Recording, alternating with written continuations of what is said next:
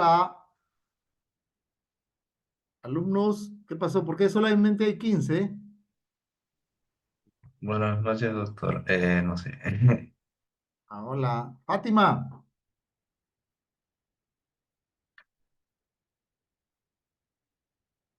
Buenas hola, noches, doctor. ¿Sí se le escucha? ¿te escucha bien? ¿Y qué Sí, pasó? ¿Solamente hay 15 nada más? Después, sí, cuando... yo les he avisado para que vayan ingresando. Claro, yo he estado dando clase y sabes que un poquito la clase uno se... Hasta las 9 estaba dando clase, de ahí he tenido que llegar a mi casa, pues, que a tomar un tecito. Y ya quedé a las 9:30 y... Entonces no escuchan y cuando uno está dando haciendo la clase no sabe, no está en la luna. Entonces, voy a ver de tomar lista en todo caso. Voy a ver acá cuántos están participando. A ver acá. Voy a hacer un... Ahí está. Ya lo estoy viendo acá. A ver. Un segundito, para tomar lista acá. Listo. Uno.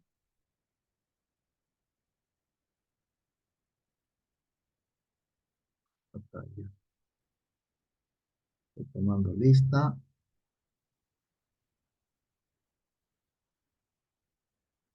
Acá.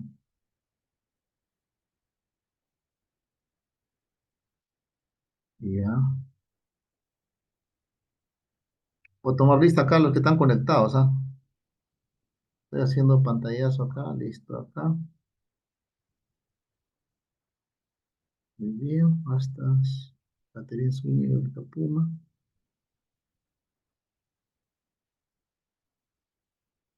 Ya.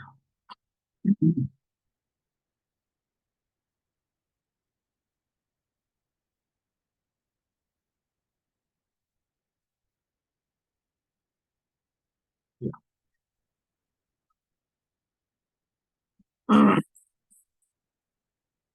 Y la mitad.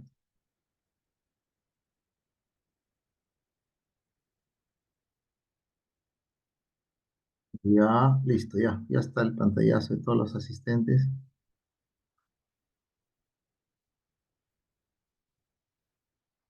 Listo. Empezamos con 36. Ya listo. Muy bien. Bien, entonces vamos a compartir. Un favorcito. No tenía un problema.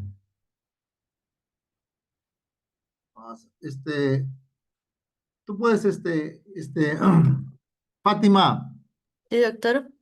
otra vez el doctor hace y no me permite compartir. No le da, pues, se olvida de. Voy a ver si, voy a llamarlo ahorita a ver si me puede.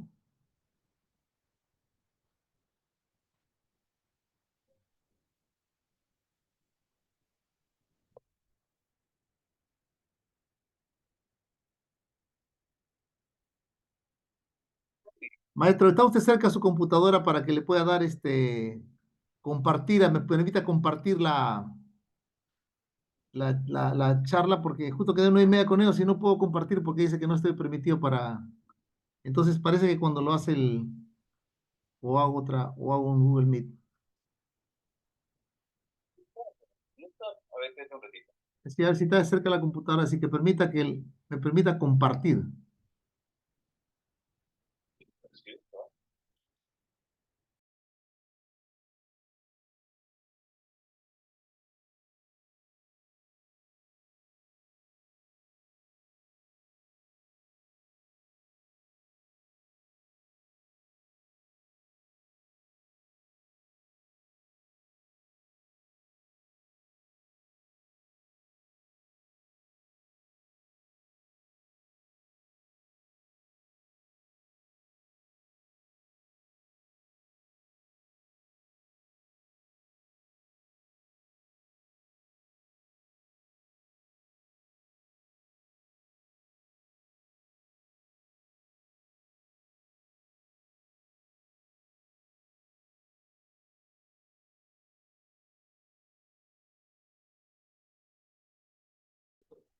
se hacen más de 700 millones de yapeos al mes. Eso, el Perú. Cuando soñemos un Perú para todos, nada es imposible. Ya le envié le he enviado la... Ahora creo que es por ahora. Ahí está, ahora sí, allá para esto, gracias. Pero, pero yo no he hecho ninguna maniobra, te cuento, ¿eh? Intentando ahora sí, ya me permite ya. Hola. Ya vaya. Buenas noches, estimados alumnos. Adelante con la clase del doctor Freddy Hermenegildo sobre síndrome coronario agudo. Aprovechen la extraordinaria clase. Gracias, doctor.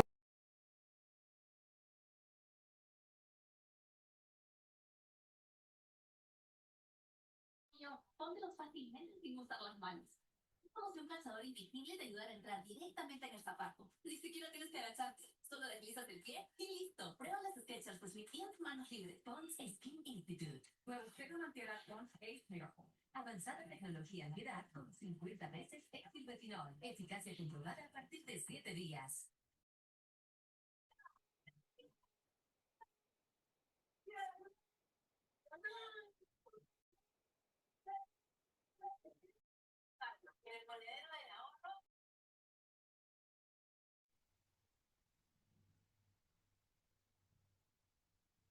Freddy, no te escucho. Ya, ahora sí, ya, maestro. Ahora sí empiezo ya. ¿Sí se escucha? ¿Se ve correctamente? Sí, Sí, doctor. doctor. Ya, perfecto. Entonces empezamos. ¿Ya? Muy bien, gracias. Gracias, doctorcito. Muy bien. Muy buenas noches, alumnos. Muy buenas noches con todos. Vamos a dar inicio a la sesión teórica del día de hoy, miércoles 21 de mayo. El tema es síndrome coronario agudo. Muy bien.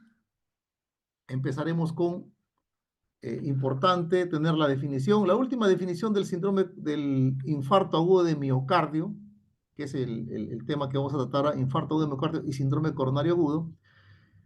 En el 2018, la Sociedad Europea de Cardiología y la Sociedad Americana del Corazón, la Sociedad Mundial de Cardiología, hicieron un consenso de expertos, ¿no? Y definieron al infarto agudo de miocardio. Entonces, en su definición, ¿no? Hicieron mucho hincapié en diferenciar dos cosas que traían muchas veces se traía a colación esta situación.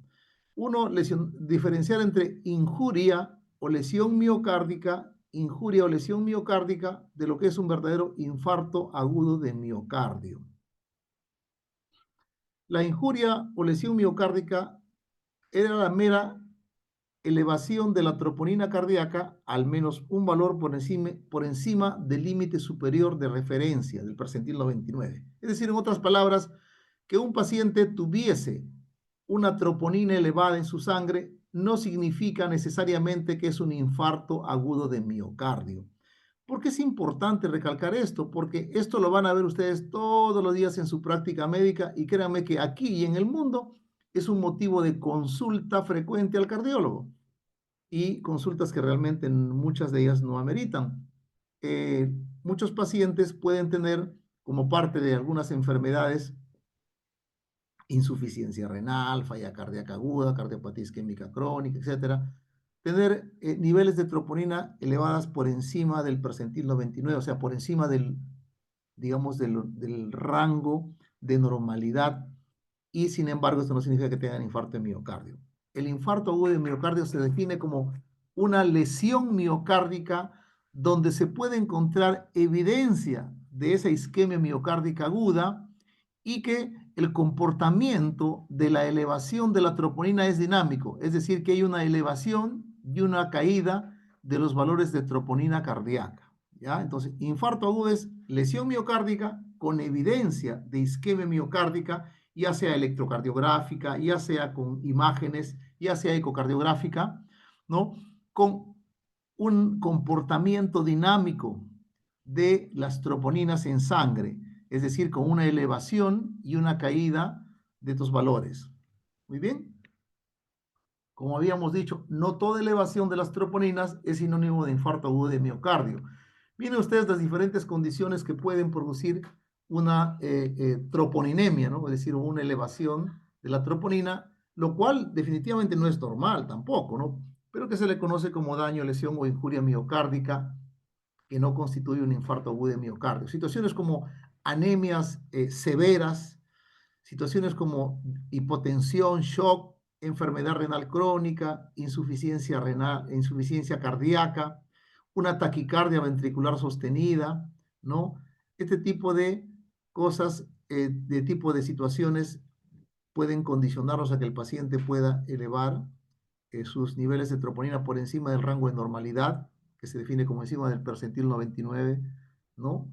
Y no significar que el paciente ha tenido un infarto agudo de miocardio. Entonces ya esto queda zanjado. Bien, ¿no? Entonces miren ustedes las diferentes condiciones que van a producir una elevación de las troponinas, ¿no? Como ustedes pueden ver acá, obviamente la ruptura de una placa aterosclerótica con trombosis, o sea, en sí un infarto de miocardio las eleva, pero debajo de ellas pues hay una serie de condiciones cardíacas y no cardíacas que van a elevar la troponina y no por ello tenemos que asumirlas como un infarto agudo de miocardio o estar interconsultando o haciendo traer al cardiólogo a medianoche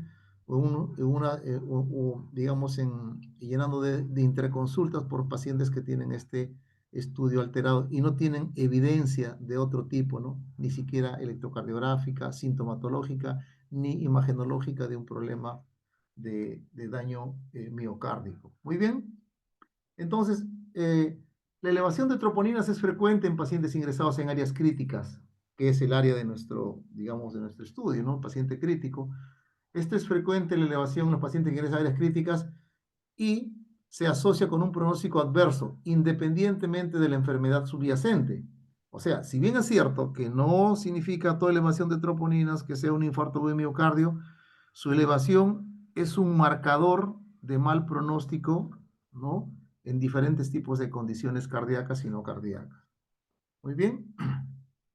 Ahora, cuando nosotros hablamos de infarto agudo de miocardio, usualmente nos referimos al infarto agudo de miocardio tipo 1, que consiste en la ruptura, ulceración, erosión y disección de una placa aterosclerótica con la formación de un trombo que ocluye completamente esa arteria coronaria, produciendo la isquemia, posteriormente lesión y necrosis del tejido miocárdico que depende de la irrigación de esa coronaria comprometida, ¿no es cierto? Es el típico infarto tipo 1, o sea, el fenómeno de placa ateromatosa. Es el que casi hablamos la mayoría. Pero miren ustedes, hay 5 tipos de infarto, ¿no? Esto también se ha adaptado de la última definición universal de infarto agudo de miocardio, que fue el 2018, o sea, hace ya 7 años. Hay un infarto tipo 2 y esto es bastante frecuente también en la práctica clínica de paciente crítico, que se da por un desbalance isquémico, pero hay un desequilibrio entre la oferta y demanda miocárdica de oxígeno, pero que no implica un fenómeno, digamos, de placa, por ejemplo, un vasoespasmo, por ejemplo, una situación en la cual el paciente haga isquemia miocárdica por desequilibrio, pero no hay un fenómeno de oclusión completa de la arteria coronaria, ni un fenómeno de destrucción o erosión de una placa ateromatosa en la luz de la arteria coronaria. Hay un infarto que se conoce como tipo 3, donde el paciente ha presentado una muerte, usualmente de tipo súbita, una muerte cardíaca con síntomas sugestivos de isquemia miocárdica, ¿no? Una muerte súbita, pero que no se ha logrado, digamos, precisar esa muerte. Entonces se conoce como infarto tipo 3. Hay un infarto tipo 4, ¿no? En la cual se divide subtipo A, subtipo B, que está en relación fundamentalmente a procedimientos de intervencionismo coronario. El tipo 4A se relaciona a la intervención coronaria percutánea, donde los niveles plasmáticos de la troponina se elevan 5 veces por encima, digamos, del nivel de normales aceptados de troponina, ¿no? O sea, 5 veces por encima del percentil 99. Y también hay un infarto de 4 tipo B, cuando el paciente se le sometió a un procedimiento de intervencionismo coronario, tenía el stent y el stent se tapa, o sea, se trombose el stent, ¿no? Se obstruyó el stent coronario y esto se puede detectar por angiografía o en la autopsia, ¿no? Se estruyó y ese es un tipo de infarto, también es infarto tipo 4, el subtipo B, ¿no? Y por último, hay un infarto tipo 5, que es el que se relaciona con la cirugía de revascularización miocárdica, ¿no? Entonces, ese infarto tipo 5 se le llama como tal cuando hay una elevación de 10 veces más del percentil 99 del valor normal de la troponina. Cuando se eleva más de 10 veces y está relacionada a una cirugía de revascularización miocárdica, es decir, de un bypass miocárdico, este tipo de infarto se conoce como infarto agudo de miocardio tipo 5. Los que ustedes más van a ver en la práctica médica van a ser el infarto tipo 1 y el infarto tipo 2, ¿no es cierto? Muy bien, entonces lo que me interesa es que sepan diferenciarlos fundamentalmente de los 5, el 1 y el 2. Uno, el tipo infarto agudo de miocardio, miocárdico agudo tipo 1, ¿no? Entonces, ustedes van a tener las troponinas positivas con un comportamiento obviamente dinámico, ¿no? Que se elevan las troponinas notablemente, ¿no? Muchísimas veces su valor normal y luego descienden, ¿no? En el tiempo.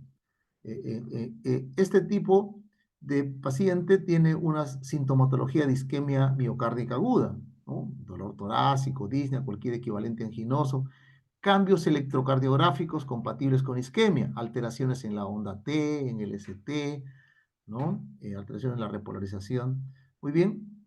También tiene la aparición de ondas Q patológicas, es decir, de ondas de necrosis, ¿no? O sea, las ondas que corresponden al tejido necrótico se forman unas ondas Q. Muy bien.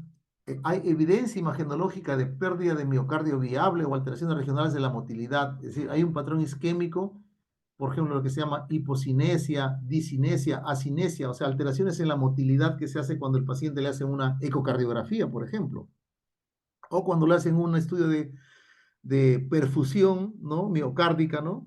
Un estudio de perfusión miocárdica con un trazador de tipo, ¿cómo se llama? En ese estudio de imágenes, ¿ya? Medicina nuclear, ¿no? Cuando se hace un estudio de medicina nuclear, entonces se ve que hay una evidencia de pérdida de tejido miocárdico. O la identificación de un trombo coronario cuando se hace una angiografía, ¿no? Y con imagen intracoronaria, ¿no? O bueno, cuando lo detecta por autopsia, ¿no? Al menos uno de estos. O sea, que el paciente tenga troponinas positivas y que haya tenido o síntomas, cambios en el EKG, formación de ondas Q, evidencia imaginológica, uno de ellos o más, pero mínimo uno, y completa la definición de un infarto agudo de miocardio tipo 1. ¿No? Acá podemos ver, ¿no? Lo que se conoce como ¿no? el fenómeno de placa, se ulcera la placa, se tapa completamente la coronaria y el tejido miocárdico dependiente de la irrigación de esa coronaria, pues obviamente se va a necrosar. El infarto tipo 2, que en paciente crítico no es inusual, no se ve con cierta frecuencia, el paciente eleva troponinas, ¿no? Y las troponinas se elevan y luego descienden también, pero tiene que tener conjuntamente con este comportamiento de las troponinas al menos uno de estos síntomas. Uno, que el paciente ha tenido signos de isquemia miocárdica aguda, disnea, dolor torácico, disconfort torácico, que ha habido cambios isquémicos nuevos en el electrocardiograma, ¿no? Elevación, sobre todo infradesnivel del ST, aplanamiento de la onda T, inversión isquémica, o sea, inversión simétrica de la onda T, ¿no es cierto? Que aparecen unas ondas Q patológicas, o que hay evidencia imagenológica de pérdida de tejido viable o alteraciones regionales en la motilidad, es decir, un patrón de tipo isquémico, ¿no? Este infarto tipo 2, ¿no? Es el que se da en pacientes que tienen elevación de troponinas y cualquiera de estos 4 tipos de criterios que hemos nosotros mencionado, ¿no? Acá no hay fenómeno de placa como es en el tipo 1, o sea, no hay la formación de una úlcera que se está en la luz, una úlcera de un ateroma se ulcera, se fractura, ocurre una agregación plaquetaria que tapa, no ocurre, no es un fenómeno de placa ateromatosa, ¿no? Muy bien, como podemos ver acá, que puede haber, por ejemplo, el hecho de, por ejemplo, un vasoespasmo, la disección coronaria, pero no de tipo arteriosclerótica, ¿no? y simple y sencillamente un desequilibrio entre la cantidad de sangre que le llega al paciente, ¿no? Con la demanda que tiene el paciente, ¿no?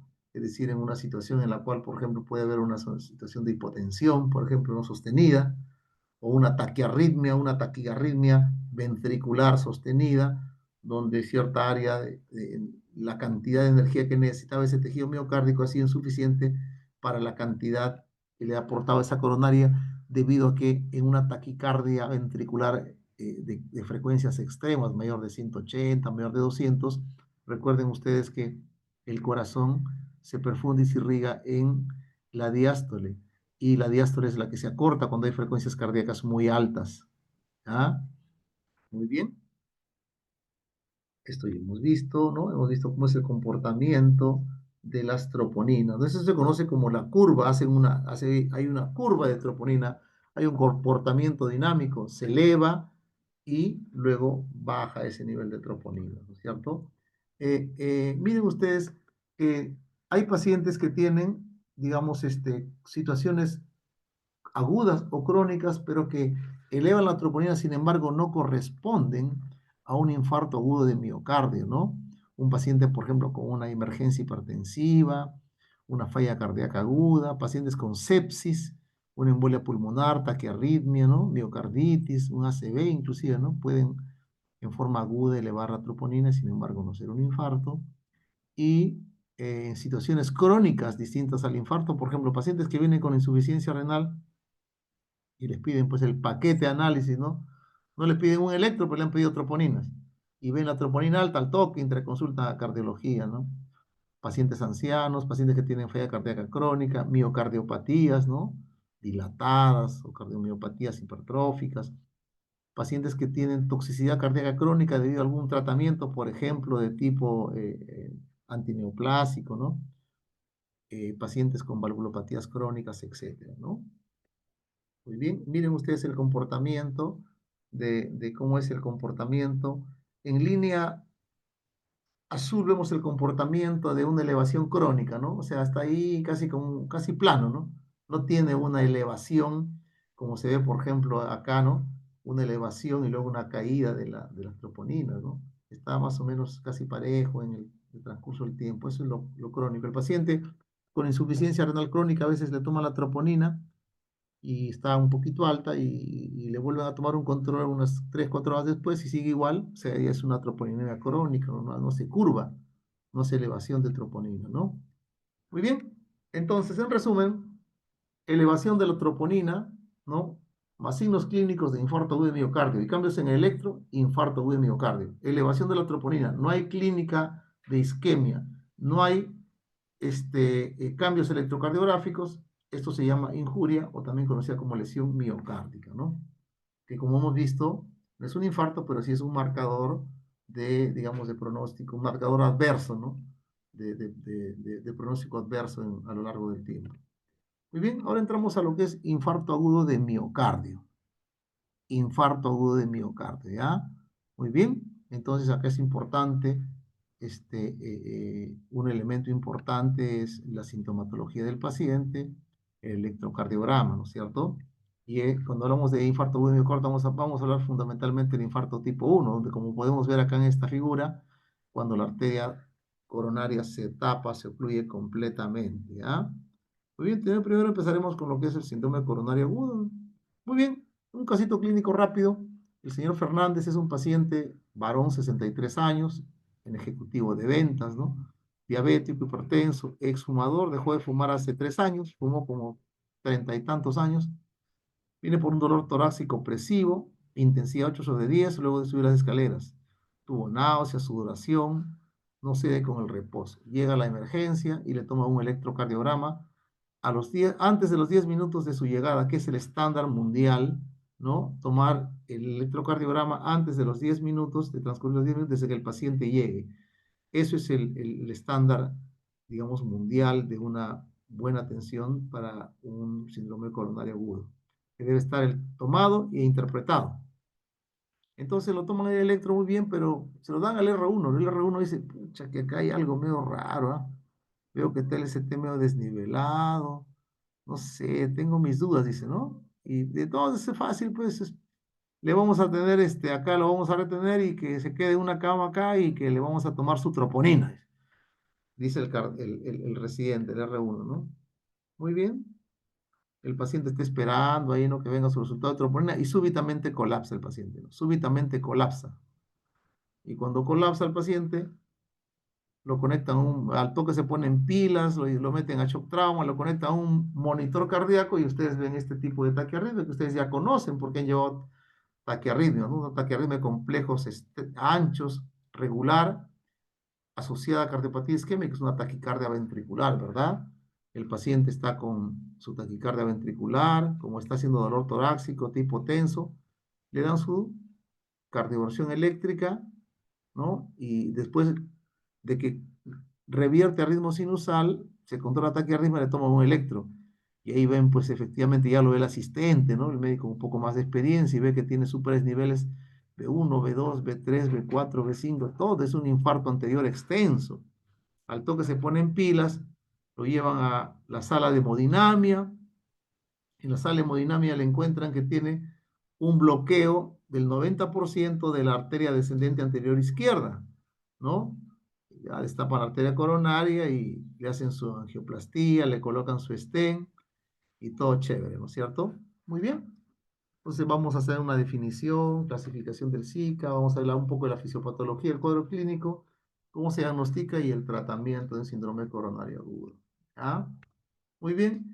Realmente cuando uno habla de síndrome coronario agudo, es un grupo de entidades clínicas que van secundarias a la obstrucción, que puede ser parcial, ¿no? Pero importante, ¿no?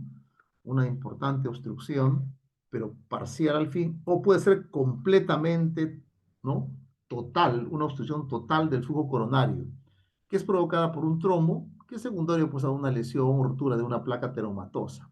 Es decir que, como dice acá en la figura, síndromes coronarios agudos comprende todo un espectro, ¿no? Que va desde la angina inestable al infarto agudo de miocardio ST no elevado hasta el infarto agudo de miocardio con elevación del ST, ¿no? Muy bien. Entonces, un poquito la fisiopatología, miren ustedes. La alteración endotelial, ¿no? Que ocurre cuando cuando se enfrenta este endotelio del paciente a una serie de factores de riesgo coronario. El paciente es hipertenso, es diabético, encima de esto fuma, tiene colesterol alto, tiene dislipidemia y no hace ejercicios, tiene obesidad. Todo este tipo de factores de riesgo coronario, que todos lo conocemos, ¿no? Diabetes, hipertensión, tabaquismo, sobrepeso, todo eso ejerce a través del tiempo una alteración endotelial y predispone a que el paciente tenga una formación de placas de ateroma que son vulnerables y por cualquier motivo estos ateromas se rompen. Entonces hay una ruptura de placa. Cuando se rompe esa placa ateromatosa comienza el fenómeno de trombosis, se activan las plaquetas. En primer lugar hay vasoconstricción. O sea, las primeras medidas, ¿no?, que ocurren cuando hay una ruptura de una placa. Hay vasoconstricción, hay activación plaquetaria y se forman los trombos. Y todo esto produce una reducción de el flujo sanguíneo coronario a través de esta coronaria que está obstruida, en mayor o menor medida, y obviamente pues que lleva el oxígeno, que lleva la sangre, oxígeno, ¿verdad? Entonces hay una brusca disminución del aporte de oxígeno miocárdico y empieza pues obviamente la angina, que puede terminar hasta en una necrosis del tejido miocárdico, ¿cierto? Entonces ahí tenemos tres, digamos, situaciones como la angina inestable, el infarto de miocardio sin elevación del ST y el infarto de miocardio con elevación del ST, ¿no? Como podrán ustedes darse cuenta, el electrocardiograma es un elemento importante en las definiciones operacionales de uno u otro, para diferenciar uno u otro, ¿no es cierto? Hablan del ST, ¿no es cierto?, que se eleva, ¿no? Entonces, cuando nosotros tenemos una angina inestable, podemos tener que el electro puede estar normal o puede haber algunos cambios, ¿no? Como por ejemplo el infradesnivel del ST, o pueden también aplanarse la onda T o invertirse la onda T, ¿no es cierto? Cuando hay un infarto agudo de miocardio sin elevación del ST, puede ocurrir cambios isquémicos inespecíficos como infradesnivel del ST, inversión simétrica de la onda T, aplanamiento de la onda T o sencillamente no va a haber mayor repercusión, ¿no?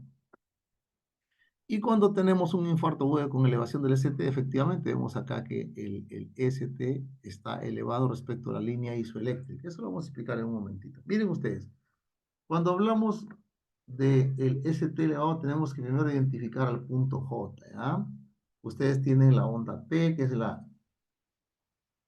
el registro de la despolarización auricular, ¿no es cierto? O sea, luego se sigue transmitiendo el impulso eléctrico a través del nodo auriculoventricular, entonces se forma ese segmento de ese PR, luego viene la despolarización ventricular, donde se forma el QRS, y luego viene la repolarización ventricular, que es la onda T, ¿verdad? Miren ustedes, al terminar la onda S y empezar el segmento ST, eso se conoce como punto J y se compara en relación a lo que se conoce como la línea isoeléctrica, o sea, la línea de base, ¿no es cierto? Entonces, para identificar primero su desnivel, tenemos que encontrar el punto J, ¿no? Miren, acá en el punto J, por ejemplo, ustedes tienen, está elevado respecto a la isoeléctrica, que es la línea de base, ¿no? 1, 2, 3 y medio, o sea, cada cuadradito es 1 milímetro. O sea, tiene elevación del punto J más de, más de 3 milímetros. ¿Por qué? Porque cada cuadradito pequeño es 1 milímetro. Muy bien. Entonces, cuando nosotros hablamos de síndromes coronarios agudos y utilizamos el electrocardiograma como elemento, digamos, de tamizaje, pero a la vez también como elemento de poder clasificar, ¿no? al infarto agudo de miocardio o en este momento al síndrome coronario agudo, ¿no es cierto? Entonces vamos a hablar de un SICA sin elevación del ST y un SICA con elevación del ST. Ya se habla de infarto cuando tenemos la confirmación de las troponinas, ¿ya?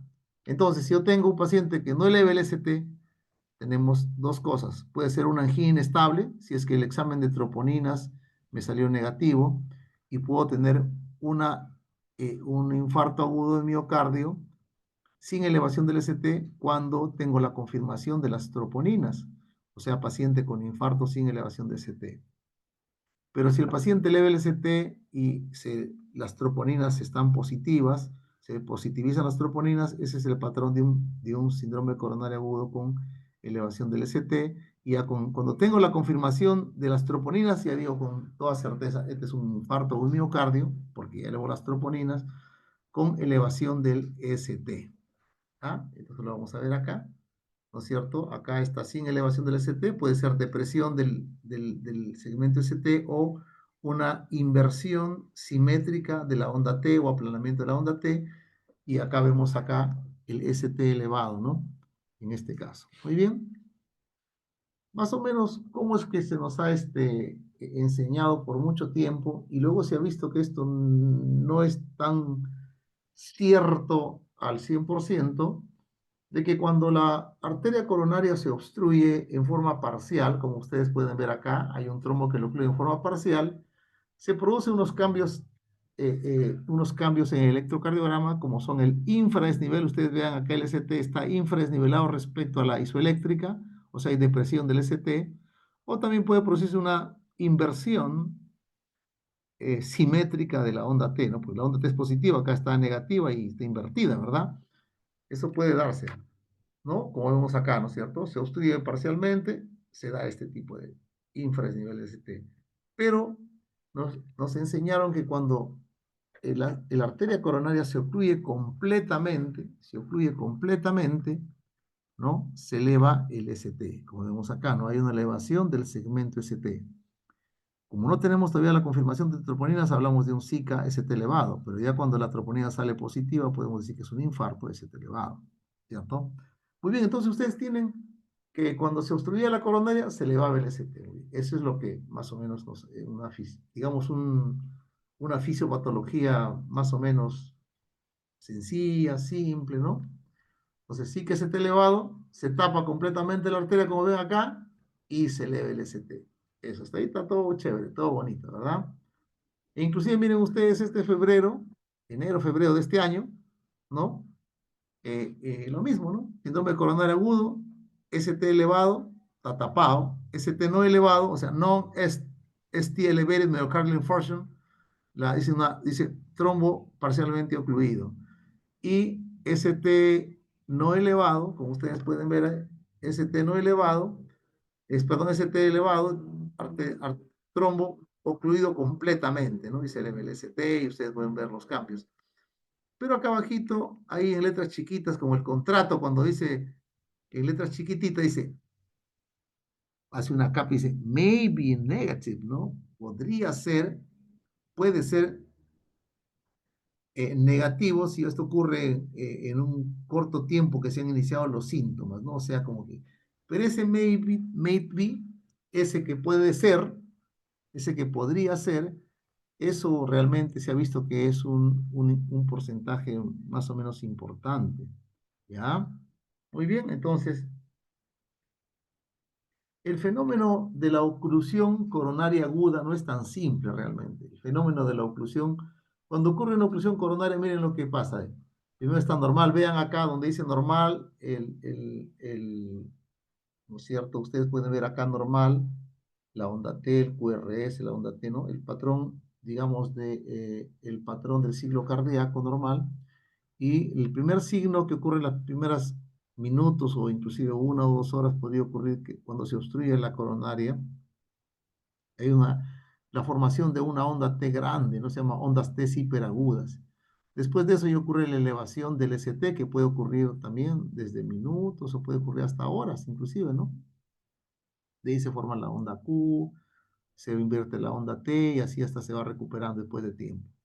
En lo que nos compete a nosotros, que vemos la parte aguda, también puede ocurrir que en el mismo evento se forme la onda Q, perdón, se forme una onda T. El primer signo de isquemia miocárdica, ¿no? Que es esta onda T grande, hiperaguda, elevación del ST, puede haber unos fenómenos de reperfusión, también se puede reperfundir las coronarias nuevamente y presentarse de esta forma, ¿no? Como una onda T, ¿no? Diafásica, ¿no? Bifásica, perdón, esta onda T bifásica o esta onda T invertida, ¿no? Que son patrones, digamos, ya conocidos esto se llama el patrón de Wellens.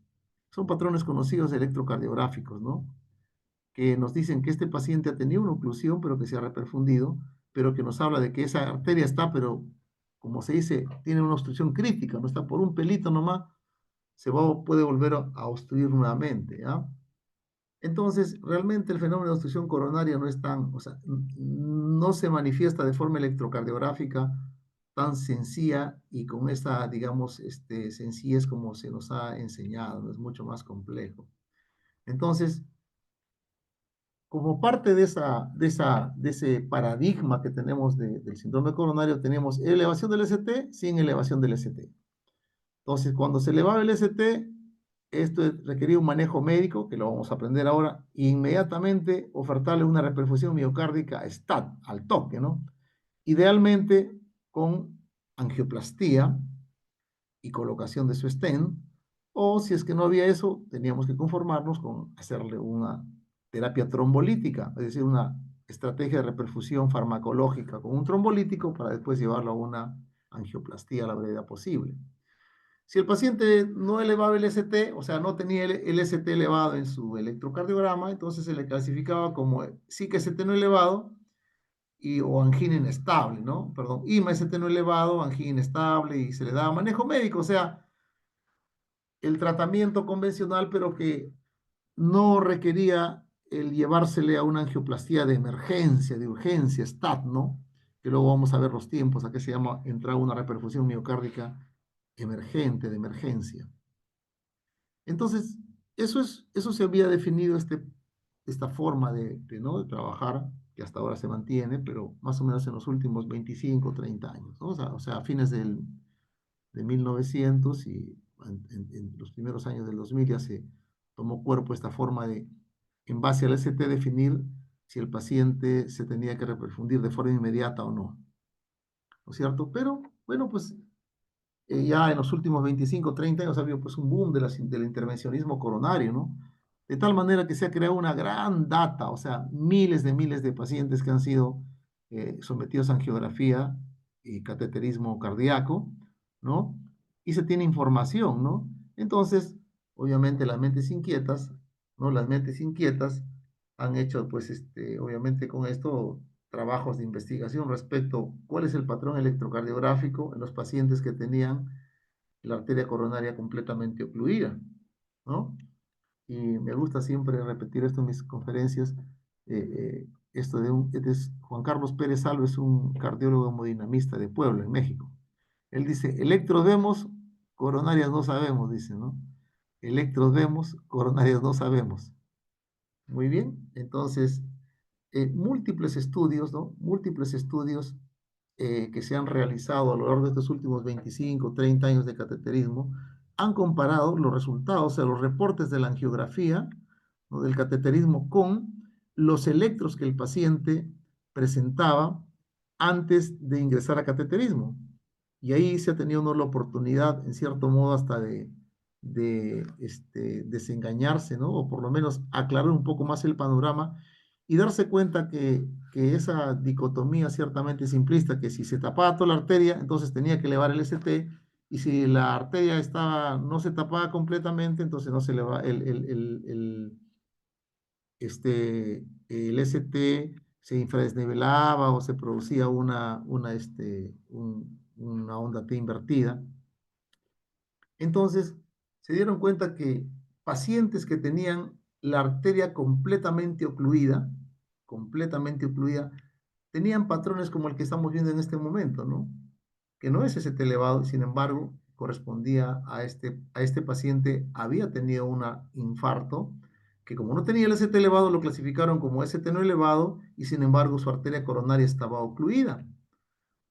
Entonces, pudieron concluir, ¿no? Después de revisar muchos, miles de electrocardiogramas y corroborarlos, correlacionarlos con su electro de ingreso, que no toda obstrucción completa de la coronaria, ¿no? Produce una elevación del ST. O sea, se me obstruye completamente la coronaria y por lo tanto estoy desarrollando un infarto agudo de miocardio. Esa porción de corazón, esa porción de tejido, ese territorio miocárdico que es irrigado por esa coronaria que se acaba de ocluir completamente, comienza a necrosarse, pues a infartarse. Y yo esperaría de que mi paciente, en el momento que lo veo, tenga la elevación del ST, y se vio que no es así. Se vio que no toda obstrucción coronaria aguda completa producía una elevación del ST. Se podían producir otro tipo de manifestaciones electrocardiográficas, ¿no? ¿Ya? Entonces, como por ejemplo, lo que se conoce como el infradesnivel del ST en las primeras derivadas precordiales, específicamente desde B2, B3, B4, se producía unas ondas T grandes que se llaman las ondas T hiperagudas, se producía un patrón de unas ondas T bifásicas o ondas T simétricamente invertidas, como se conoce el síndrome de Wellens tipo A, tipo B, las ondas T hiperagudas. Los pacientes que hacían un infarto y que estaban con un ritmo, con marcapaso, ¿no?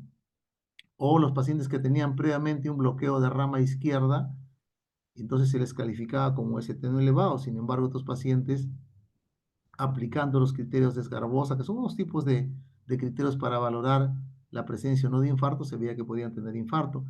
Y así una serie de patrones electrocardiográficos, lo que se conoce como alto riesgo. Y esto no es nuevo, se conocía ya, pero se le conocía como equivalentes a un ST, ¿no? Entonces, ¿cuál fue la conclusión de varios estudios que se han hecho en los últimos, tal vez, 10 años, ¿no? Un poco más, tal vez, de que cuando uno califica al IMA-ST no elevado, ¿no? Más o menos de un 25 hasta un 30% en algunas series podrían ser falsos negativos. Es decir, cuando nosotros, de acuerdo a lo que habíamos aprendido de que si es un IMA-ST no elevado, significa que la arteria se ha ocluido parcialmente nomás y que no ameritaba hacer una reperfusión inmediata, ¿no? Rapidito, así como te dicen los estándares, que tienes que hacerlo. Si estás en un centro con cateterismo entre las primeras 60 minutos, y si no lo tienes y lo trasladas, tienes que hacerlo antes, idealmente, de las 2 horas. O sea, en otras palabras, estos pacientes que ustedes pueden ver acá en su pantalla, que ven que tienen estos tipos de patrones, ¿no? Diferentes, que no corresponden ni obedecen las normas milimétricas que nos dice el paradigma ST elevado, o sea, que tenga más de 1 milímetro en diferentes derivadas, que eso lo vamos a ver ahorita, ¿ya? Estos pacientes no tenían el ST elevado y sin embargo tenían la arteria coronaria completamente ocluida, y eso podía ocurrir más o menos hasta en un 25, en unas series hasta un 30%. O sea, gente que teniendo la arteria coronaria completamente tapada era clasificada como un IMA ST no elevado. Efectivamente, ¿por qué? Porque no elevaba el ST. Pero ¿qué es lo que importa? ¿Un electrocardiograma o la arteria coronaria? ¿No? Entonces, la pregunta, ¿no es cierto? Que se vio en estos pacientes que la mortalidad se duplicó, ¿no es cierto? Y la incidencia de falla cardíaca. O sea, estos pacientes que no se les llegó a trombolizar o ni hacer angioplastía ni fibrinolisis, o sea, no se les reperfundió de forma inmediata, se aumentó la mortalidad, ¿no? Y a los pacientes también que no se les reperfundió, en este caso a estos pacientes, aumentó la incidencia de falla cardíaca aguda, ¿no? También ocurre entonces, ¿cuál es la repercusión de esto? ¿Por qué estamos hablando de esto? Porque cuando nosotros no tenemos en cuenta, ¿no? Que más allá del ST, sigue siendo un importante, obviamente, el elemento, digamos, para detectar un paciente que tiene una obstrucción coronaria aguda, de que si solamente nos fijamos solamente en el ST, vamos a perder la oportunidad de una reperfusión inmediata a una coronaria que está completamente tapada, pero que no elevó el ST, ¿no? ¿Ah? Muy bien. También ocurre lo contrario, ¿no? O sea, lo contrario, que se veía que solo basados en el ST había un 15 hasta un 30%, 35% de gente que se activaba la sala hemodinamia, ¿no?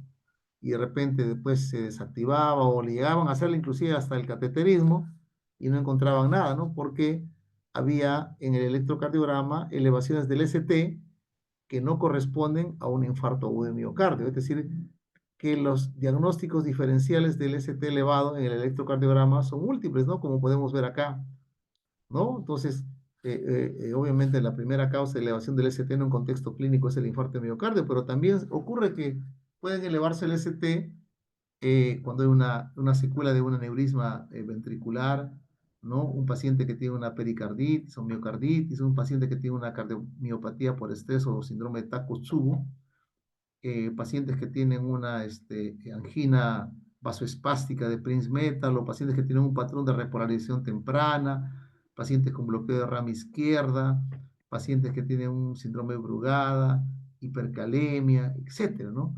O sea, en otras palabras, hay un conjunto, digamos, de otras patologías que podría elevar el ST, ¿no? Y podría, digamos, hacernos confundir cuando hay experiencia en la lectura del electro, como si fuese un paciente con infarto agudo, un SICA ST elevado, y activar y mandar a la sala de hemodinamia, ¿no? Obviamente estas cifras deben ser menores ya, porque la contabilización para dar estos porcentajes de falsos positivos era desde el hecho mismo ya de activar, ¿no? Muchos de estos pacientes se activó la sala de hemodinamia, así, ya tenemos un infarto, pero después lo veía el cardiólogo, o lo chequeaban nuevamente, o le tomaban otro electro, veían que había cambios y que realmente no era un infarto, entonces, pero ya se había activado el sistema de la sala de hemodinamia, ¿no? A otros sí llegaban a hacer el cateterismo y no encontraban nada, pues, ¿no? O sea, fue un falso positivo. ¿Eso que conllevaba? Bueno, iatrogenia, gasto de recursos, etcétera. No está libre, ningún procedimiento invasivo está libre de alguna complicación. De tal manera que, en conclusión, no toda elevación del ST es un infarto agudo miocárdico. Eso tiene que saber valorarse en el contexto, ¿no? Entonces, hay una serie, miren ustedes, de características. En cada cuadradito hay diferentes electrocardiogramas que tienen elevación del ST, pero que tienen características especiales que lo definen, que podemos nosotros encontrar en ellas y descartarlas como que no son un infarto agudo de miocardio, ¿no? Por ejemplo, para darles un ejemplo, ¿no? En una pericarditis, por ejemplo, ¿no? Las elevaciones del ST son difusas, ¿no? O sea, no describen un área anatómica específica.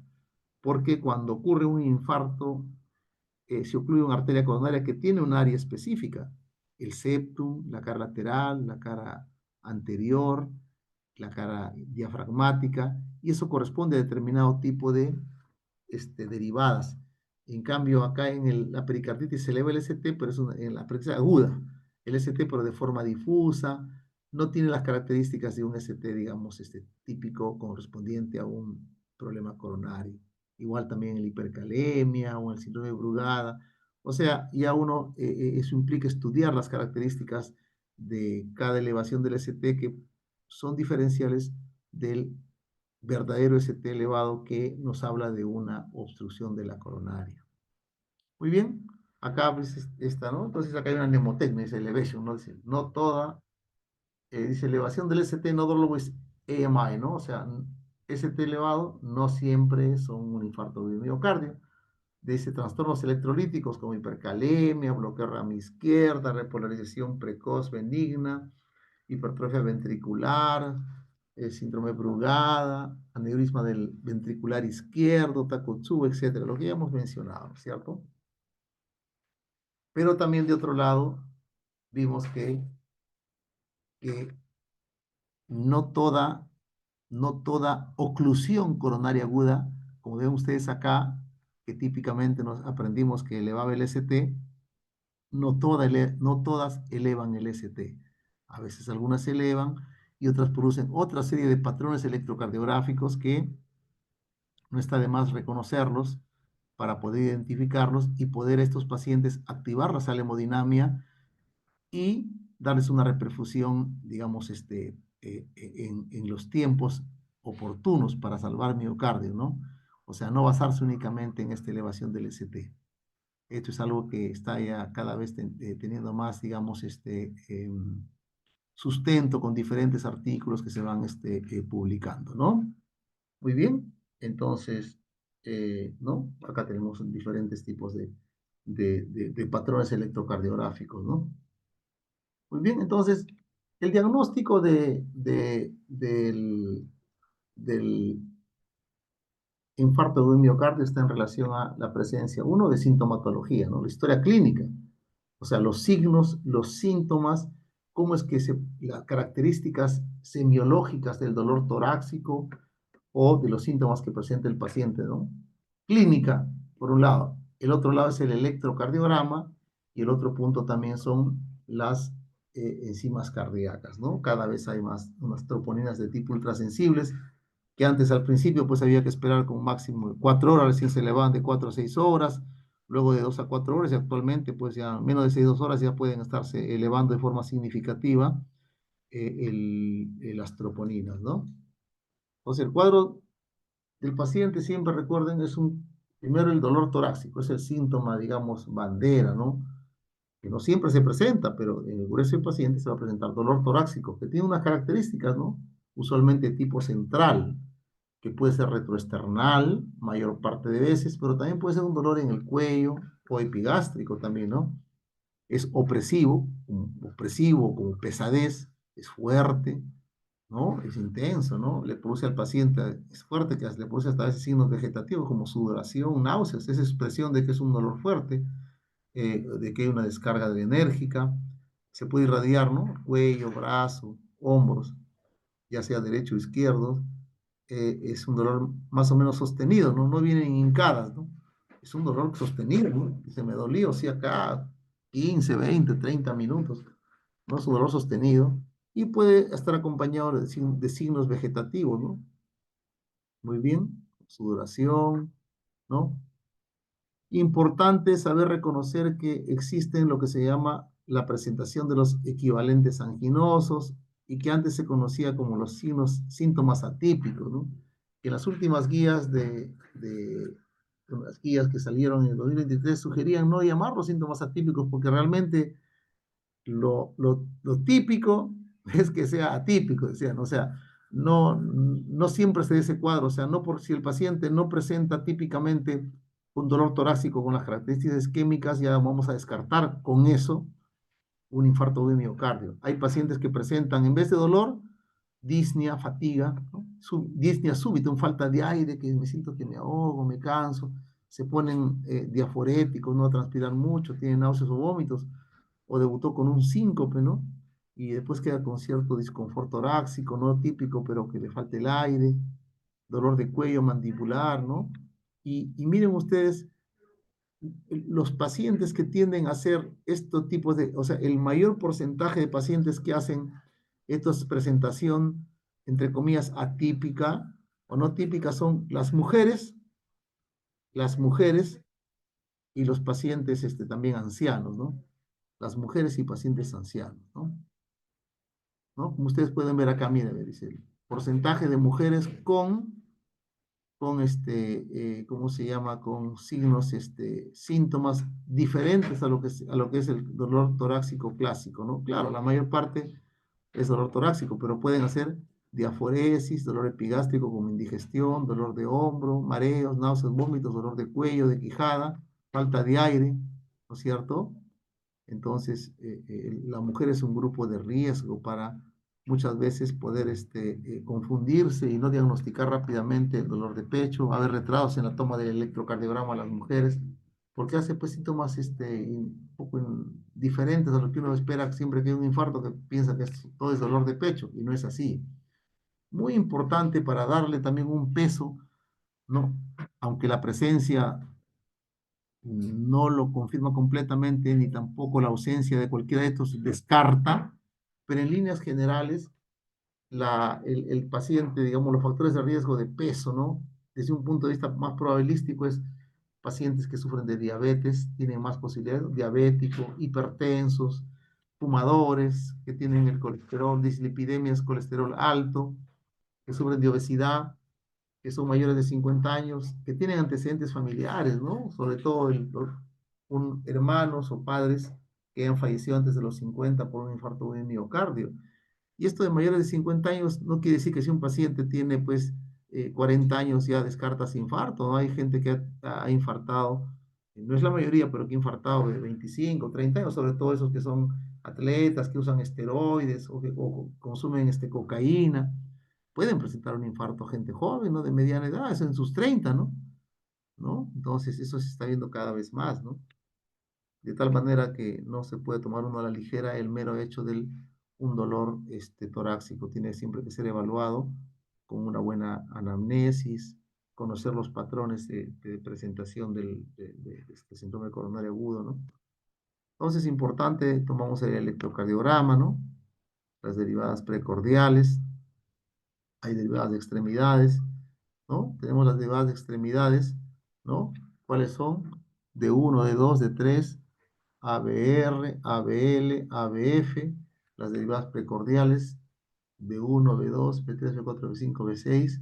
En total son 12 derivadas que tiene el electrocardiograma, ¿no?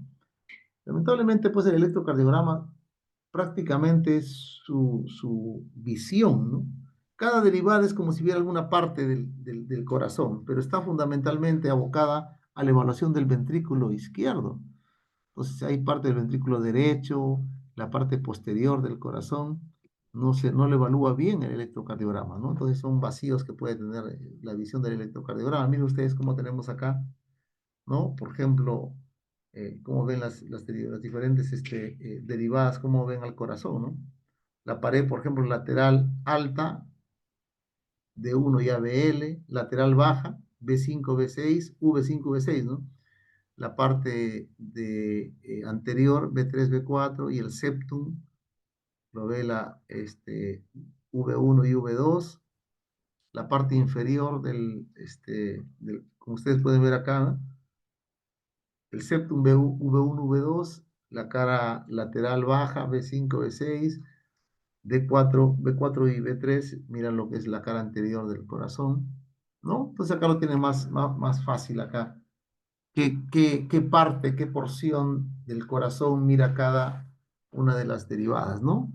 Eso se conoce como SALI, ¿no? Por ejemplo, D2, D3 y ABF, la cara inferior.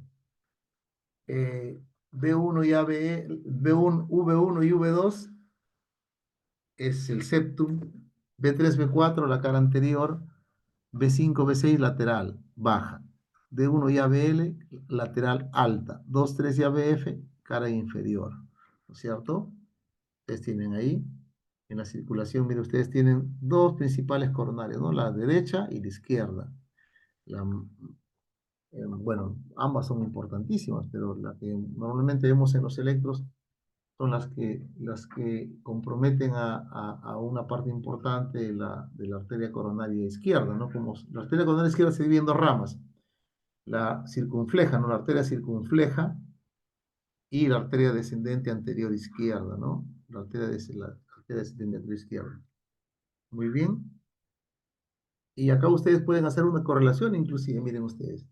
Por ejemplo, si es que el paciente tiene un infarto lateral, que incluye sea B5, B6, D1 y ABL, usualmente la arteria comprometida es la arteria circunfleja. La arteria circunfleja. O una diagonal, la primera diagonal de la descendente anterior izquierda. Pero los de la cara inferior, en un 85%, 80% de veces es la arteria coronaria derecha. Pero también puede ser en un 20% la circunfleja, ¿no? En la cara anterior y septal, o sea, de B1 a B4, ya sea septum, B1, B2 o B3, B4, la cara anterior, cuando se ocurre el infarto se localiza en esta, usualmente es un compromiso u obstrucción de la arteria coronaria descendente anterior izquierda, ¿no? La descendente anterior izquierda. ¿Ya? Entonces, más o menos hay una correlación entre la anatomía coronaria y las comprometida, ¿no? Lo que se conoce como la ARI, arteria responsable del infarto, con la presencia de alteraciones de elevación del ST o alteraciones electrocardiográficas en determinado tipo de derivadas, ¿no? Son 12 derivadas. Muy bien, entonces, ¿cómo definimos infarto agudo de miocardio ST elevado? Ya conocemos el punto J, ¿no es cierto? Se define como una nueva elevación del punto J en dos derivaciones contiguas. Y te dice, ¿no? Más de 1 milímetro en cualquier derivada, excepto en V1, V2 y V3. O sea, la segunda y tercera derivada precordial, donde te dice, si el paciente es mayor de 40 años, para que se dé como elevado, como se considere como elevado el ST, tiene que tener más de 2 milímetros en estas, en V2 y V3. Y si el paciente tiene menos de 40 años, tiene que tener más de 2.5. Pero si es hombre, si es mujer, ¿no? De cualquier edad, mayor o menor de 40 años, tiene que tener 1.5 milímetros en estas dos derivadas. Para el resto de derivadas, o sea, D1, D2, D3, ABR, ABL, ABF, B1, B3, B4, B5, B6, basta con que sea 1 milímetro nada más. Solamente estas dos. Y en función de si es hombre o mujer y si es mayor o menor de 50 años, de 40 años, cambia la cosa, ¿no? Entonces ustedes tienen acá. Es, digamos, la definición de electrocardiográfica de un MST elevado, ¿no? Muy bien, acá lo tienen más facilita, dice, ¿no? Para todas las derivadas, más de 1 milímetro, excepto V2 y V3. Si es menor de 40 años, más de 2.5 milímetros tiene que estar elevado para que se considere ST elevado. Si es mayor de 40 años, solo se requiere 2 milímetros. Y si es mujer, independientemente de cualquier edad, se requiere que en V2 y V3 esté elevado 1.5 milímetros. ¿Ah? Bien, por ejemplo, acá tenemos, miren ustedes, una elevación del ST en B2, B3 y ABF, eso corresponde a la cara inferior. Entonces, este es un infarto inferior, un infarto de cara diafragmática, ¿no? Acá está elevado en V1, 2, 3, 4, 5, ¿no? Entonces, este es un infarto anterior, ¿no? Anterior y septal también, ¿no es cierto? O sea, en el septum, que es B1, B2 y B3 y B4, cara anterior. Este es un infarto que está elevado a todo, 2, 3, 4, 5, D1 y ABL, o sea, la cara lateral baja, que es B5, B6, la alta D1 y ABL, está elevado el ST en B1, B2, B3, B4, o sea, eso se conoce como un infarto anterior extenso, ¿no? Esto es producido por obstrucción de la arteria coronaria descendente anterior izquierda, ¿no? Se ha tapado en forma proximal probablemente. Entonces también tiene algunos puntos vacíos, como habíamos dicho. ¿Qué pasa en el electrocardiograma? No se ve el ventrículo derecho directamente, ¿no? Entonces tiene que extenderse a unas derivadas derechas, ¿sí? Tampoco se ve la parte posterior lo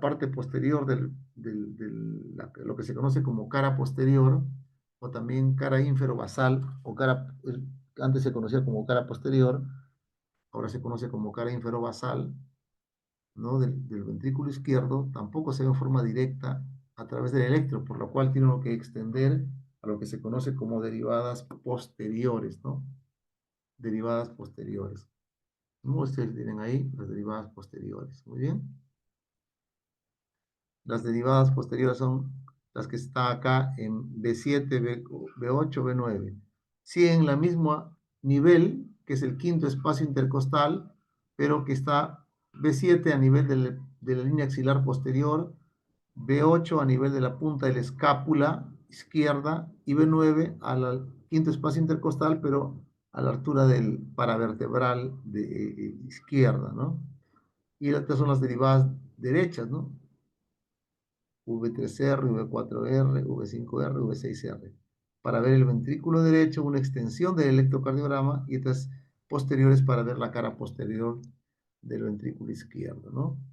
Y entonces, acá ustedes pueden ver las derivadas derechas y cuando se sospecha de un infarto posterior, de un infarto derecho, entonces acá tienen ustedes ¿no? Tienen más de 1 milímetro elevado y ya puede confirmarse a través de estas derivadas derechas que el paciente tiene un infarto. En este caso tiene un infarto inferior más una extensión a ventrículo derecho, o sea, un infarto de la cara inferior con extensión a la cara, al ventrículo derecho, ¿no?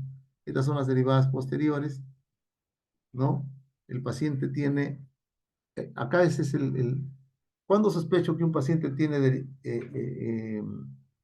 cuándo sospecho que un paciente tiene un infarto posterior? Cuando tiene un infradesnivel del ST en V2 y V3. Ustedes pueden ver ahí un infradesnivel notable entre V2 y V3. Y aparte que usualmente el infarto, tanto el infarto derecho, de ventrículo derecho, y el infarto posterior, en la mayor parte de veces se están asociados a un infarto diafragmático o infarto de la cara inferior, es decir, entre 2, 3 y ABF, ¿no es cierto? En este caso también está ahí.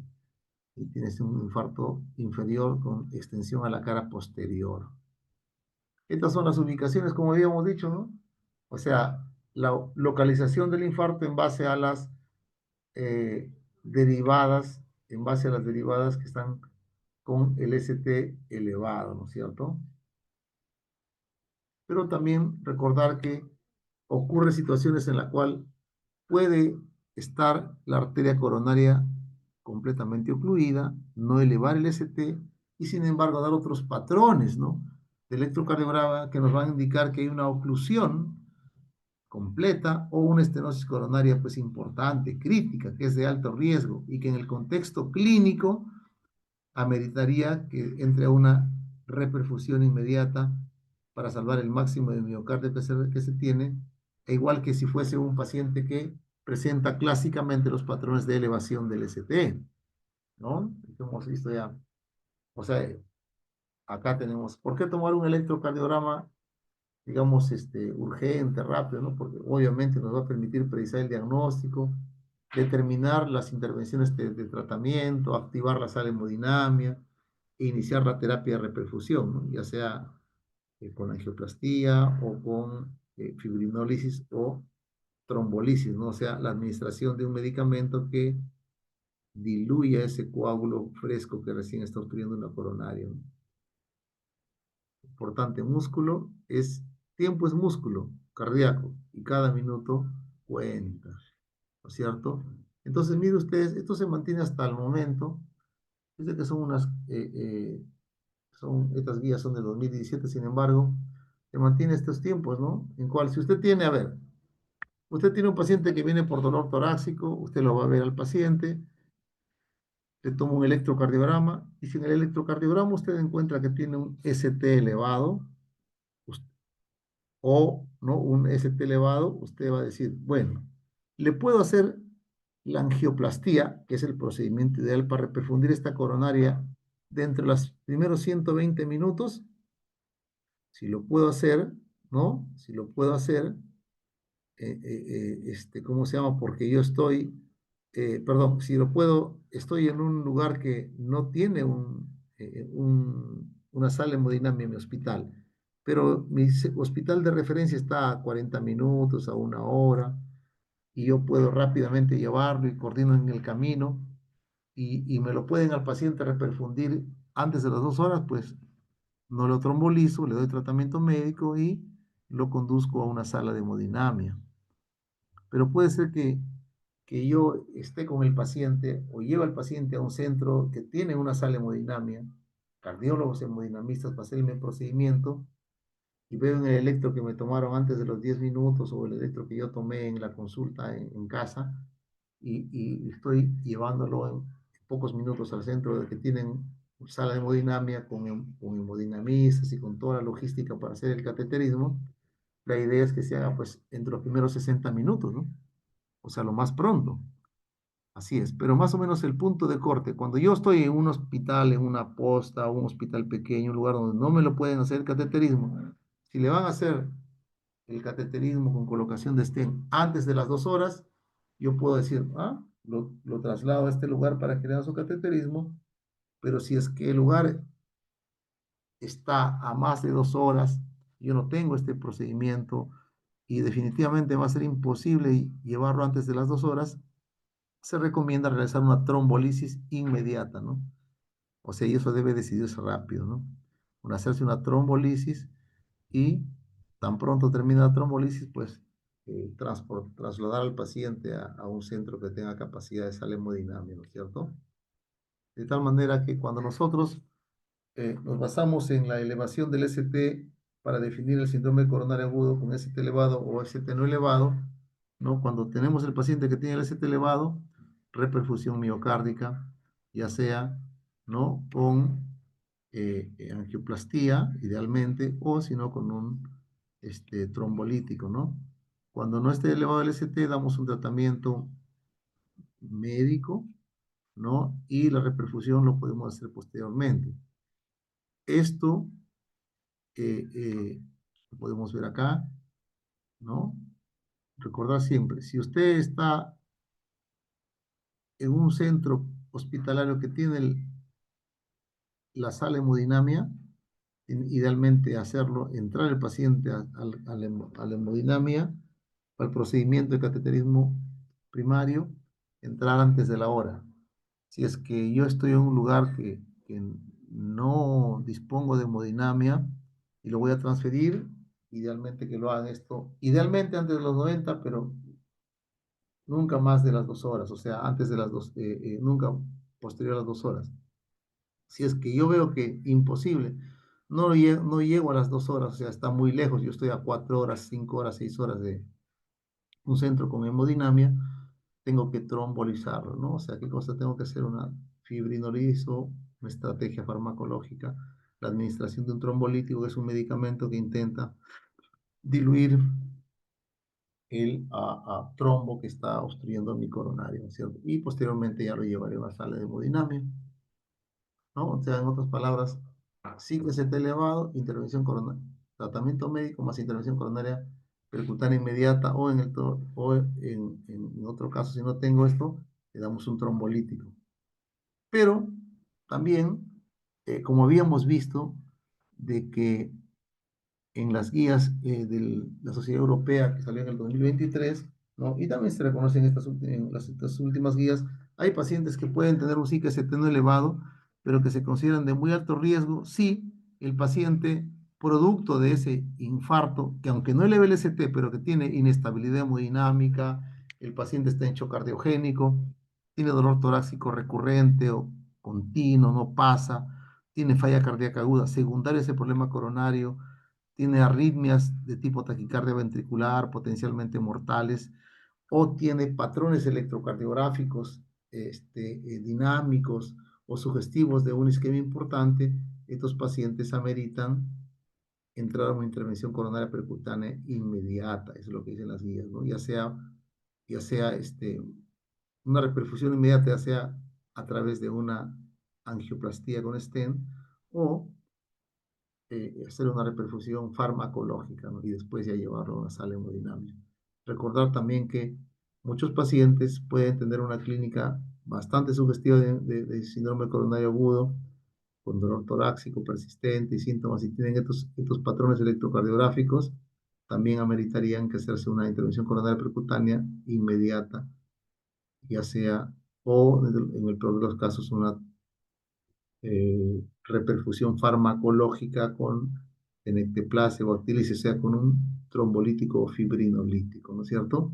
Muy bien, ya llegamos a la parte del manejo médico, ¿no? El manejo del síndrome coronario agudo debe ser en una sala de shock trauma, idealmente, es decir, donde podamos al paciente, si en algún momento hace una complicación, desde una parada cardíaca o requiere una terapia eléctrica con cardioversión, desfibrilación, manejo de la vía aérea, con intubación endotraqueal o algún soporte avanzado de la vida, podamos hacerlo de forma rápida en un área que está diseñada para dar este tipo de tratamientos, ¿no? O sea, manejo de un síndrome coronario agudo tiene que estar con un monitoreo cardíaco continuo, se tiene que tener a la mano un desfibrilador, se tiene que dar su oxigenoterapia, sí, solo si la saturación es 90 o menos, la analgesia puede darse opioides, ¿no? Eventualmente, si el paciente tiene un buen techo de presión, puede usarse algunos nitratados, ya sea sublinguales o endovenosos, para limitar, para disminuir el dolor. Si es que hay congestión pulmonar, también podría ayudarle. Es una forma de falla cardíaca aguda, los nitratados. Antiagregación dual con ácido acetil salicílico y clopidogrel si el paciente se va a trombolizar, o ácido acetil salicílico más un inhibidor P2Y12, como es el pasugrel o el ticagrelor, ¿no? Si el paciente sobre todo va a ir a angioplastía, sobre todo el ticagrelor. Terapia anticoagulante con heparinas de bajo peso molecular como enoxaparina, y en todo caso, si no lo hay, con heparina sódica no fraccionada, ¿no? Como hemos visto acá, importante, el oxígeno no se le da todo, solamente si satura 90 o menos, ya se le da una oxígeno, ¿no? La terapia con nitratados, ¿no? Es importante.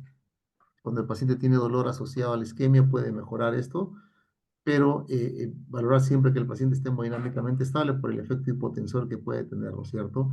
Es ideal en el contexto de una crisis hipertensiva tipo edema agudo de pulmón o infarto agudo de miocardio con niveles de presión alta, es ideal el uso de nitroglicerina, ¿no?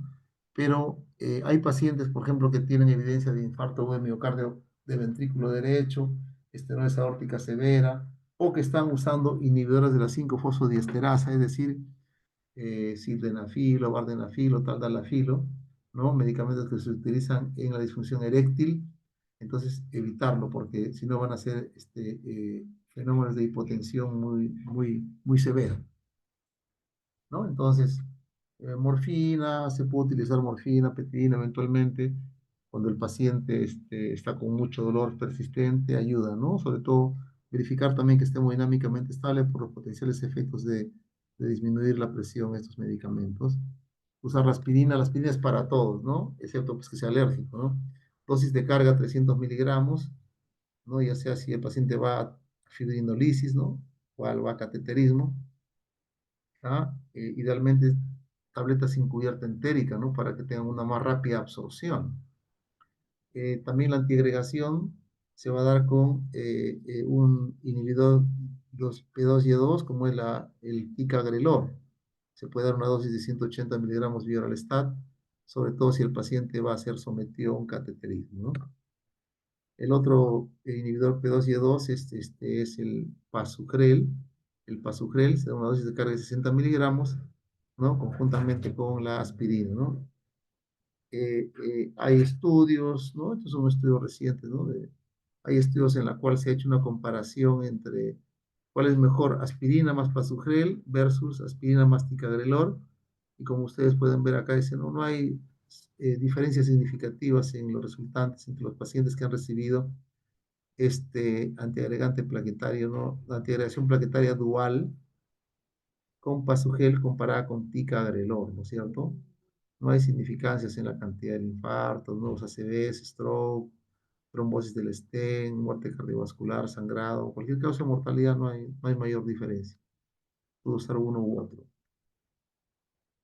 La antiagregación plaquetaria también incluye también el clopidogrel, o sea, una este, dosis de carga de 300 miligramos, sobre todo si hubiera fibrinolisis, ¿no? Si es que el paciente va a ir a cateterismo y usted no tiene ni ticagrelor, ni tiene el pasugrel, puede darle 600 miligramos Bioralstat, ¿no? Más sus 300 miligramos de aspirina, ¿no? O de ácido salicílico.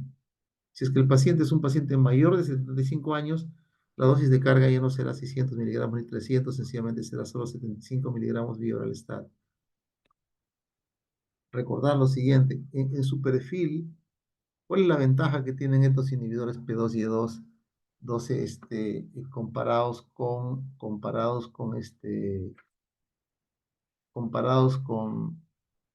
el ácido, el clopidogrel, ¿no? Este,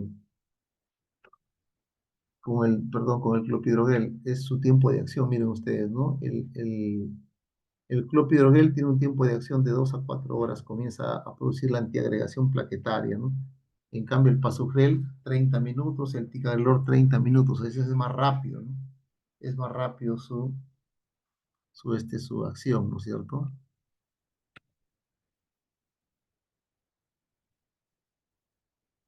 Muy bien, entonces acá también no olvidar usar los anticoagulantes tipo enoxaparina, que se pone miligramos por kilogramo subcutáneo cada 12 horas o la heparina sódica, ¿no? También para la estabilización de la placa, eh, ateromatosa, que es donde ocurrió justamente que se ha fisurado, la placa que se ha lesionado y condicionó a que se forme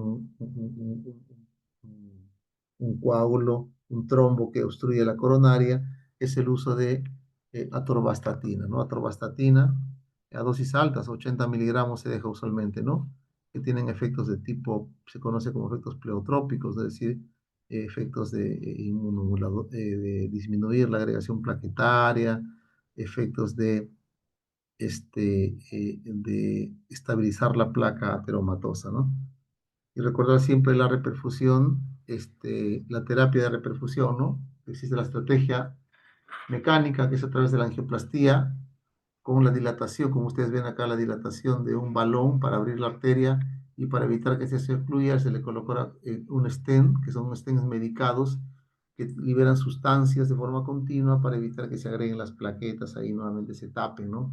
O usted puede utilizar un trombolítico, que es una sustancia fibrinolítica, o como el alteplase o el tenecteplase, que técnicamente diluyen al coágulo que está obstruyendo la arteria coronaria, ¿no? Como ustedes pueden ver acá, ¿no? Entonces hay criterios de contraindicación en qué pacientes no se puede utilizar se puede hacer la trombolisis, ¿no? Hay contraindicaciones absolutas. Si el paciente está cursando con una hemorragia o tiene un tipo de hemorragia intracraneal o un problema de síndrome aórtico agudo, o ha tenido una hemorragia digestiva en las últimas 4 semanas, o ha sido operado del cerebro, aorta o médula, ¿no? Estos pacientes no se puede utilizar la trombolisis, tendría que ir a angioplastía sí o sí, ¿no es cierto? Entonces acá están el trombolítico, cómo se utiliza, ¿no? O sea, Actilice, que es el que más usamos acá en nuestro país, como trombolítico, ¿no? Se usa 100 miligramos, 15 se coloca stat, se prepara y se coloca stat, 50 se deja para 30 minutos y los otros restantes, 35 miligramos, se pasa en 1 hora. O sea, el total, el procedimiento demora hora y media de trombolisis. En cambio, en el tenecteplase se pasa en una sola dosis, en 20 segundos se mediste en bolo.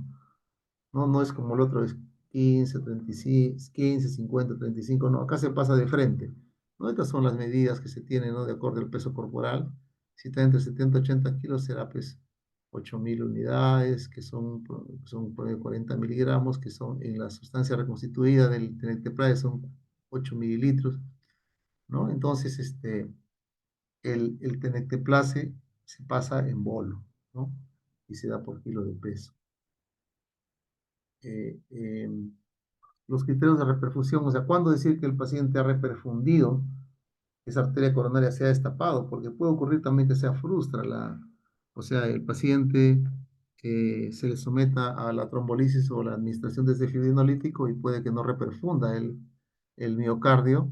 Entonces, ¿cuándo se dice que una reperfusión ha sido exitosa o ha tenido ha habido evidencias de una reperfusión secundaria al fibrinolítico? Uno es que alivia el alivio del dolor sin necesidad de estar colocando más analgésicos. Segundo, que hay un descenso del supradesnivel en más del 50% con el que se empezó. Se empezó con 4 milímetros, por ejemplo, de elevación del ST y ahora está en menos de 2, ya perfecto, ¿no? O sea, más del 50% de descenso del supradesnivel del ST es un criterio de reperfusión. Aparición de arritmias de reperfusión.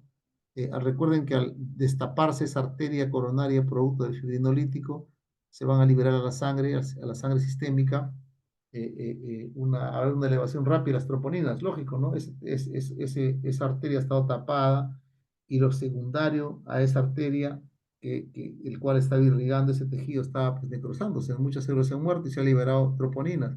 Cuando se destapa, esto pasan al torrente sanguíneo y producen una elevación rápida de troponinas, ¿no? Son criterios de elevación, criterios, por ejemplo, de reperfusión post-fibrinolisis, ¿no? Alivio del dolor, descenso del supradesnivel del ST en más del 50%, aparición de arritmia de reperfusión y elevación rápida de troponinas, ¿no? Este, por ejemplo, es un tipo, ¿no? De arritmia que podría confundirse con una arritmia ventricular porque es una arritmia de complejo ancho, ¿no? Se conoce como una arritmia, eso se llama una ritmo idioventricular acelerado, no es un río, ¿no? Un ritmo idioventricular acelerado que está asociado a un descenso del ST, una reperfusión, ¿no es cierto? Muy bien. Y ya para terminar, ¿no es cierto? Los pacientes con SIC-ST elevado deben ser tratados con angioplastía primaria de forma inmediata. Si no se expone de angioplastía primaria, deben ser transferidos. Si se prevé que la angioplastía no se va a poder hacer antes de las 2 horas, habrá que fibrinogenizarlo o trombolizarlo.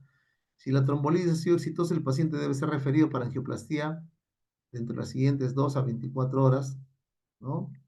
Actualmente se dice a la brevedad posible, ¿no? Que te permita, o sea, la trombolisis no termina la cosa ahí. Por más que sea exitosa, el paciente tiene que ir a un cateterismo y a una angioplastía, ¿no? Si la trombolisis ha sido fallida, los pacientes deben ser referidos para una angioplastía de rescate temprano, lo más pronto posible. Muy bien, un gusto de haber compartido con ustedes esta clase, que es un poco más que extensa, ¿no? Así que si ustedes han estado atentos hasta el momento, pues los felicito, ustedes son mis héroes. Bien, chicos,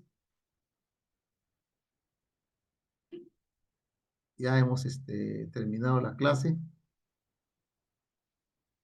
Gracias, doctor. Gracias, doctor. Un Gracias, poco larga, ¿no? doctor. Buenas noches. Gracias, doctor. Un poco larga, ya chicos, muy bien, sí, ha sido una clase larga. Muy bien, buenas noches, con todos.